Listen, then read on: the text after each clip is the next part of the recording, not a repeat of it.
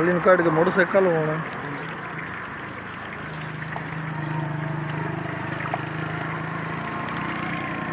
जनाब जी पतंग कदन भी आवा चाचे दी करी मच्छी खा के चेक करनी ने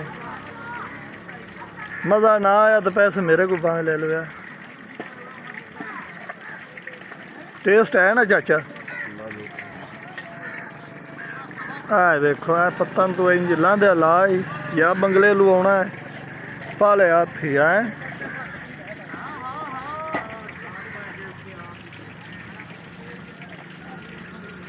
यार काम बोतल भी